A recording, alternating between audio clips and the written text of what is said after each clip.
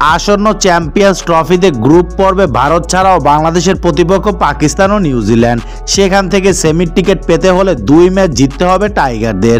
সাম্প্রতিক ফর্ম আর শক্তিমত্তা বিবেচনায় 2 ম্যাচ জেতা বাংলাদেশের জন্য অনেকটাই কঠিন কাজ। রিকি পন্টিং মনে করেছে এই আসরে বাংলাদেশের ভালো করার সম্ভাবনা নেই।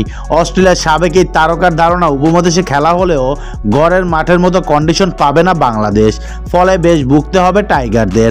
তাছাড়া স্কোয়াডে থাকা ক্রিকেটারদের খেলার মান নিয়েও প্রশ্ন তুলেছে এই ওজি গ্রেড। কিছুদিন আগে আইসিসির এক পডকাস্টে বাংলাদেশকে নিয়ে পন্টিং বলেছিলেন, আমার ধারণা তাদের সংগ্রাম করতে হবে, দলটিতে সেরকম মান আছে বলে মনে হচ্ছে না, বিশেষ করে চ্যাম্পিয়ন্স ট্রফির অন্যান্য দলগুলোর সাথে তুলনা করলে। এখন দলটিতে কোয়ালিটির অভাব আছে বলে মনে হচ্ছে। তারা তাদের আদর্শ হোম কন্ডিশন পেলে তারা ভয়ঙ্কর দল, তবে চ্যাম্পিয়ন্স ট্রফিতে বাংলাদেশের মতো কন্ডিশন পাবে বলে মনে হয় না। তবে পন্টিংয়ের সঙ্গে একমত নন বিসিবির পরিচালক নাজমুল আবেদিন ফাহিম। গণমাধ্যমের সঙ্গে আলাপকালে তিনি বলেন, গত 4-5 মাসে বাংলাদেশ দল যথেষ্ট উন্নতি হয়েছে, যেটা রিকি পন্টিং হয়তো দেখেননি বা ধারণা করতে পারবেন না।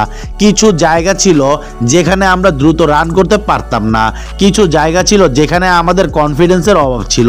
ওসব জায়গায় কিছুটা পার্থক্য বোধহয় এবার আমরা দেখতে পারবো।